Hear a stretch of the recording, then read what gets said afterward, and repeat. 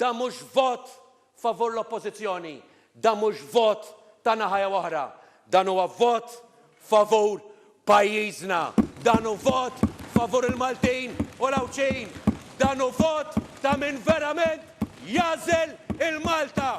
Dan kien il-messaġġ ta' għaqda nazzjonali li wassal il-kap tal-Partit Nazzjonalista Adrian Delija fil-Parlament, messaġġ li d-deputati tal-Gvern għażlu li jivvutaw kontrih u allura naqsu mill-opportunità li kellhom milli jħassru l-ftehim tal-bejħ tal-isptarijiet u naqsu milli jivvutaw fl-interess nazzjonali. Meta ġew għal-vot, 35 deputat tal-Labor għażlu li jmorru kontra din il-mozzjoni u kontra l-interessi tal-Maltin u l-Awċin biex ivvotaw favur Stewart u Vitals. Dwar dan tkellem il-President tal-Assoċjazzjoni tat-Tobba Martin Balzan.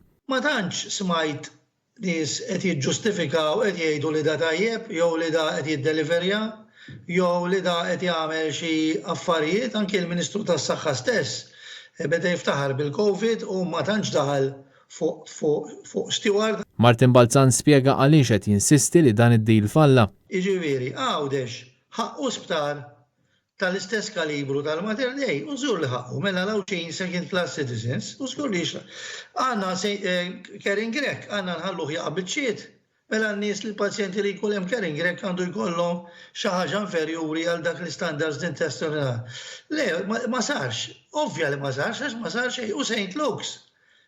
Għadnejlek tidħol fih horror story, intom ġibtu xi filmijiet, jiġifieri ħarġu 250 miljon u tista' tgħid infrastruttura ma sar xejn. Jiġifieri di mistoqsija faċli biex tirrispondiha, mhux talli falla totalment. Ħarġu 250 miljon u l-poplu Malti ma xejn. Waqt ċandira speċjali tal-programm NetLive tkellem ukoll Josef Vella, il-kap eżekuttiv tal-UHM Voice of the Workers. Iqabdek swit il-qalb is-sitwazzjoni li inti tara li aħna bħala Maltin maħniex kapaċi li ninaqdu flimkien biex nipproteġu l-interessi tagħna.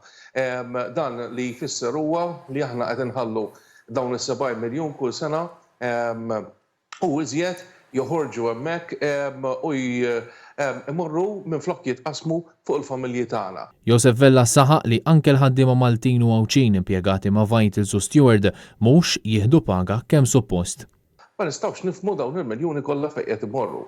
Barra minn hekk aħna r-rabja tagħna bħala UHM Voice of the Workers hija li mhux biss ma nafux fejn qegħdin imorru l-miljuni, imma bir-rispett kollu il-ħaddiema li jaħdmu ma' Stewart mhumiex qed jiġu mħallsin kif suppost. Jiġifieri qed intuhom dawn il-miljuni kollha. U manki imqar dawn bħala azzjoni tajba imqar iħallsu lill-impjegati tagħhom kif suppost. Kien Kutajjar, Net News.